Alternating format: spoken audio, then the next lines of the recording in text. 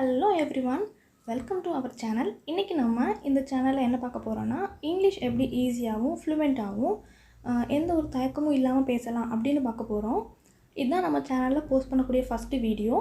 English பேச பயப்படக்கூடியவங்களுக்கும் அதுக்கப்புறம் எல்லாமே தெரிஞ்சிருந்தும் அந்த இடத்துல பயந்து பேசாமல் இருக்கக்கூடியவங்களுக்காக வேண்டினா இந்த வீடியோ ஃபஸ்ட்டு நம்ம சேனலில் போஸ்ட் பண்ணுறோம். தொடர்ந்து நம்ம சேனலோட எல்லா வீடியோஸையும் பார்த்துட்டு வாங்க. நீங்கள் ஈஸியாகவும் சூப்பராகவும் இங்கிலீஷ் பேசிடலாம்.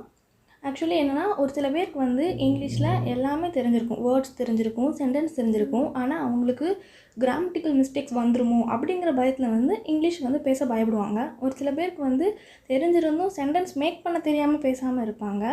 இன்னொருத்தவங்க என்னென்னா நம்மளால் இங்கிலீஷ் இங்கே பேச முடியுமா, தப்பாயிருமோ அப்படின்னு சொல்லிட்டு பேசாமல் இருப்பாங்க. எந்த ஒரு பயமும் எந்த ஒரு கன்ஃபியூஷனும் உங்களுக்கு வேண்டாம். நீங்கள் நம்ம சேனலில் போஸ்ட் பண்ணக்கூடிய எல்லா வீடியோவையும் தொடர்ந்து இனிமேல் பார்த்துட்டு வாங்க, நீங்களும் சூப்பராக பேசிடலாம். இப்போ நம்ம சேனலில் ஃபஸ்ட்டு போடக்கூடிய வீடியோனால நம்ம இன்ட்ரோடக்ஷன், அதாவது சப்ஜெக்ட்ஸ் பற்றி பார்ப்போம். எந்த ஒரு சென்டென்ஸ் எடுத்தாலும் பேசுறதா இருந்தாலும் சரி எழுதுறதா இருந்தாலும் சரி நமக்கு ஃபஸ்ட்டு தேவைப்படக்கூடிய சப்ஜெக்ட் தான். ஃபஸ்ட் நம்ம சப்ஜெக்ட்ஸ் என்னங்கிறத கொஞ்சம் கிளியராக பார்த்துருவோம். அதுக்கப்புறம் போக போக நம்ம எல்லாத்த பற்றியுமே தரவாக பார்த்தோம்னா நீங்களும் ஈஸியாக பேசிடலாம். இப்போ நம்ம வீடியோக்குள்ளே போகலாம் வாங்க ஃப்ரெண்ட்ஸ். ஃபஸ்ட்டு சப்ஜெக்ட்ஸ் அப்படின்னா ஆல்ரெடி உங்கள் எல்லாத்துக்கும் தெரிஞ்சிருக்கும், இருந்தாலும் நான் சொல்கிறேன். சப்ஜெக்ட்ஸ்னால் என்ன? நம்ம ஒரு விஷயத்தை பேச ஆரம்பிக்கும் போது ஸ்டார்ட் பண்ணக்கூடிய விஷயம் தான் சப்ஜெக்ட். அது மொத்தமே அதில் நமக்கு தேவைப்படக்கூடியது 7 விஷயந்தான். 7 அவங்க 8 விஷயம். அது மட்டும் நம்ம நல்லா பார்த்துருப்போம். ஃபர்ஸ்ட் ஒன் ஐனா இங்கிலீஷில் தமிழில் நான்னு சொல்லணும். அப்புறம் வீனா நாங்கள், யூ அப்படின்னா தமிழில் நீ நீங்கள், ரெண்டுக்குமே இங்கிலீஷில் யூ அப்படிங்கிற மீனிங் தான். அப்புறம் தே அவங்க அவர்கள் அப்படின்னா தே. ஹீனா அவன் இவன் அப்படின்னாலும் ஹீ தான். ஷீ அவள் இவள் அப்படின்னாலும் ஷீ தான். அப்புறம் இட் இது. அதுக்கப்புறம் ஒரு சில நேம்ஸ் வரும். என்னென்னா ராம், ரவி, பிரியா, சீதா, இந்த மாதிரிப்பட்ட ஒரு சில நேம்ஸ் வச்சு ஸ்டார்ட் பண்ணுவோம். இந்த 8 விஷயங்கள் வச்சு மட்டும்தான் நம்ம சப்ஜெக்ட் ஸ்டார்ட் பண்ணுவோம். இவ்வளோ தான் சப்ஜெக்ட்ஸ் இவ்வளோ தான். இது கொஞ்சம் கிளியராக தெரிஞ்சுக்கிடுங்க. வேணுங்கிறவங்க நோட்ஸ் கூட எடுத்துக்கிடுங்க. இப்போது இந்த சப்ஜெக்ட்ஸ் கூட இது ஃபஸ்ட்டு சப்ஜெக்ட், ஓகேவா? இது கூட நம்ம செகண்ட் சப்ஜெக்ட் என்னென்னு தெரிஞ்சுக்கிடணும். ஏன்னா ஃபஸ்ட்டு சப்ஜெக்ட் வச்சும் ஒரு சில இடங்களில் பேசுவோம், செகண்ட் சப்ஜெக்ட் வச்சும் ஒரு சில இடங்களில் பேசுவோம். அந்த செகண்ட் சப்ஜெக்ட் என்னன்னு சொல்லி பார்ப்போம். செகண்ட் சப்ஜெக்ட்னா இப்போது நான் அப்படின்னா அதோடைய செகண்ட் சப்ஜெக்ட் எப்படின்னா மீ, என்னை. வி நாங்கள் அப்படின்னா அதோடைய செகண்ட் சப்ஜெக்ட் அஸ், எங்களை. யூ நீ நீங்கள் அப்படின்னா அதோட செகண்ட் சப்ஜெக்ட் உன்னை, உங்களை. ஆனால் அதுக்கும் யூ தான் வரும், அது மாறாது. தே அவங்க அவர்கள் அப்படின்னா அதோடைய செகண்ட் சப்ஜெக்ட் எப்படின்னா தெம், அவங்களை, அவர்களை அப்படின்னு வரும். ஹீ அவன் இவன் அப்படின்னா அதோடைய செகண்ட் சப்ஜெக்ட் ஹிம், ஹிஸ், 2 வேர்டுமே வரும். அவனை இவனை அப்படின்னு. ஷீ அவள் இவள் அப்படின்னா அதோட செகண்ட் சப்ஜெக்ட் ஹர், அவளை அப்படின்னு சொல்லணும். அதே மாதிரி இட் அது அப்படிங்கிறது, இது அப்படிங்கிறது செகண்ட் சப்ஜெக்ட் எப்படின்னா இட் தட், அதை. இட் திஸ், இதை அப்படிங்கிறது வரும்.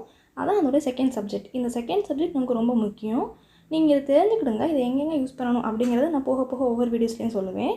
இப்போ நம்ம ஜென்ரலாக பேசுவோம்ல இங்கிலீஷ், இப்போ நார்மலாக ஒரு சில விஷயங்கள் பேசுவோம்ல, அதுக்கு மட்டும் ஒரு சில கண்டிஷன்ஸ் இருக்குது. அது என்னன்னு இன்றைக்கி பார்ப்போம். அதாவது ஐ அப்படின்னு நம்ம ஸ்டார்ட் பண்ணி பேசக்கூடிய ஒவ்வொரு விஷயத்துக்கும் ஆம் அப்படிங்கிற ஒரு கண்டிஷன் யூஸ் பண்ணணும்.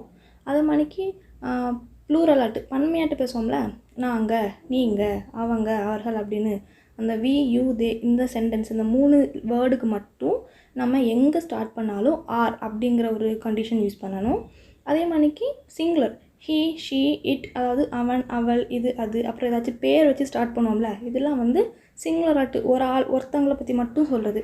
இது வச்சு நம்ம ஸ்டார்ட் பண்ணக்கூடிய சமயம் அந்த இடத்துல இஸ் அப்படிங்கிற கண்டிஷன் யூஸ் பண்ணணும்.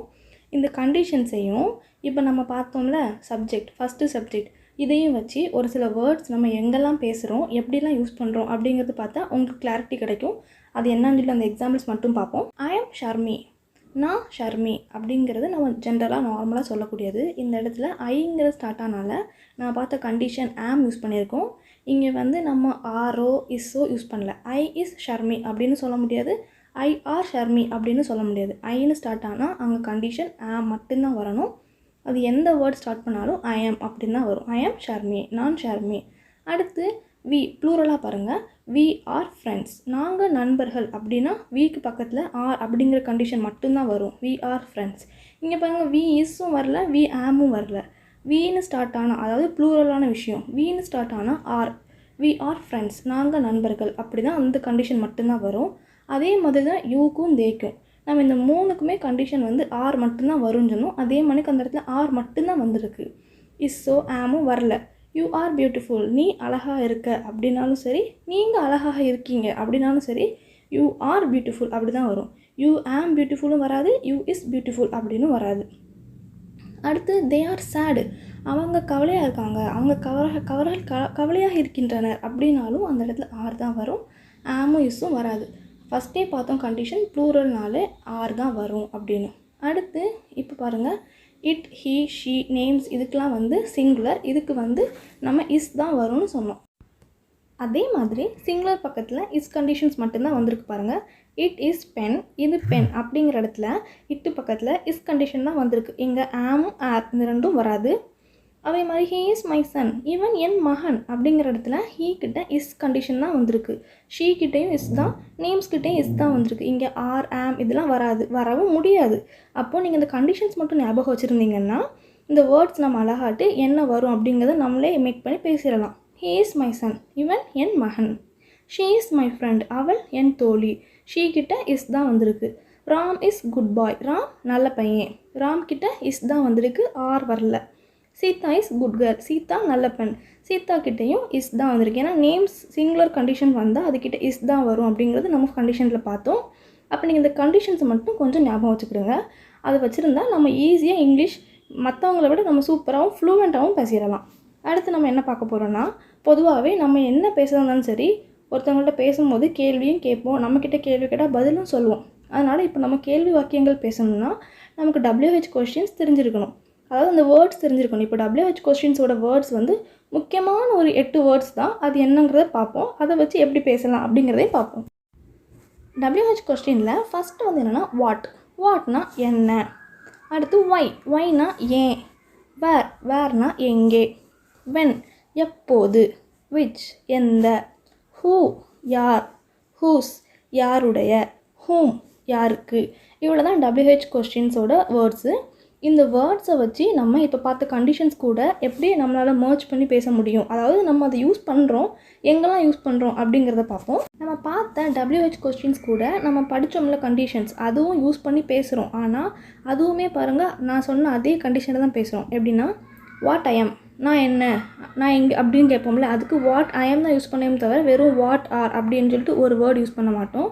வேர் ஐ எம், நான் எங்கே இருக்கேன் அப்படின்னு கேட்டால் வேர் ஐ எம் தான் யூஸ் பண்ணுவோமே தவிர where are I am, where is I am அப்படிலாம் கேட்க மாட்டோம். அதே மாதிரிக்கு வென் யூ ஆர் அப்படின்னு கேட்போம். அதாவது நீ எப்போ வந்த, வென் யூ ஆர் கம் அப்படிங்கிறத கேட்போம். அப்போது யூ வந்தால் ஆர் கண்டிஷன் தான் வரும். அதே மாதிரிக்கு வேர் இஸ் ஹீ, வேர் வந்தால் அந்த ஹீங்கிற கண்டிஷன் வந்தால் இஸ் தான் யூஸ் பண்ணுறவங்க இதுலேயும் வருது பாருங்கள். வேர் இஸ் ஹீ, அவன் எங்கே இருக்கான். வேர் இஸ் ஷீ, அவன் எங்கே இருக்கா அப்படிங்கிறது மாதிரி அந்த இஸ் ஹீ சிங்குலர் கண்டிஷன் வந்தால் இஸ் வருது. அப்போ அதையுமே நம்ம இந்த WH கொஷின்ஸ்லேயுமே நம்ம வந்து கேட்கும்போது இந்த கண்டிஷன்ஸ் வந்து நமக்கு அதில் அப்ளை ஆகுது. அதே மாதிரிக்கு ஒய் ஐ எம் ஹியர், நான் ஏன் இங்கே இருக்கேன் அப்படிங்கிற சமயம் ஒய்க்கு கூட நம்ம கொஷின் கேட்க இருந்தாலும் ஐ எம் ஹியர் தான் வரும். ஆனால் இதில் ஒன்றே ஒன்று மட்டும் நம்ம பார்க்கணும், யூ வந்தால் நம்ம ஆர் கண்டிஷன் யூஸ் பண்ணுறோம். ஆனால் யுவர் அப்படிங்கிற ஒரு பன்மையாட்டு சொல்லக்கூடிய சமயம் நம்ம வந்து ஆர் யூஸ் பண்ணக்கூடாது, இஸ் தான் யூஸ் பண்ணோம். அதுக்கு ஒரு எக்ஸாம்பிள் என்னென்னா, வாட் இஸ் யுவர் நேம் அப்படி கேட்கக்கூடிய சமயம் யுவர் அப்படிங்கிற சமயம் அதில் வந்து இஸ் கண்டிஷன் தான் வருது. அதே மாதிரி what is your father name, what is your mother name இப்படிலாம் கேட்கக்கூடிய சமயம் யுவர் அப்படிங்கிற ஒரு நேம் லெட்டர் வேர்ட் யூஸ் பண்ணும்போது அதில் வந்து இஸ் கண்டிஷன்ஸ் தான் நம்ம அப்ளை பண்ணணும். ஆர் யூஸ் பண்ணக்கூடாது. வாட் ஆர் யுவர் நேம் கேட்கக்கூடாது, what are your father name mother name கேட்கக்கூடாது. யூ வந்தால் ஆர் கண்டிஷன் தான் யூஸ் பண்ணணும். ஆனால் யுவர் வந்தால் இஸ் தான் யூஸ் பண்ணணும். அதான் கண்டிஷன். இந்த ஒன்றே ஒன்று மட்டும் ஞாபகம் வச்சுக்கிடுங்க. ஓகே ஃப்ரெண்ட்ஸ், இன்றைக்கி நம்ம சேனலில் ஃபஸ்ட்டு இன்ட்ரொடக்ஷன் ஆகிட்டு சப்ஜெக்டிவ் WH கொஷின்ஸும் என்னன்னு சொல்லி பார்த்தோம். இதை நீங்களும் வந்து ஸ்டார்டிங்லேருந்து எண்டிங் வரைக்கும் வீடியோ ஸ்கிப் பண்ணாமல் பாருங்கள். அப்போ தான் ஒவ்வொரு கண்டிஷன்ஸும் எப்படி நம்ம அப்ளை பண்ணுறோம், எப்படி பேசலாம் அப்படிங்கிறது தெரியும். அப்படி பண்ணிங்கன்னா நீங்களும் ஈஸியாகவே சீக்கிரத்தில் ஃப்ளூவெண்ட்டாக இங்கிலீஷ் பேசலாம் ஃப்ரெண்ட்ஸ். ஓகே, இந்த வீடியோ உங்களுக்கு பிடிச்சிருந்தா லைக் பண்ணுங்கள், ஷேர் பண்ணுங்கள், சப்ஸ்கிரைப் பண்ணுங்கள்.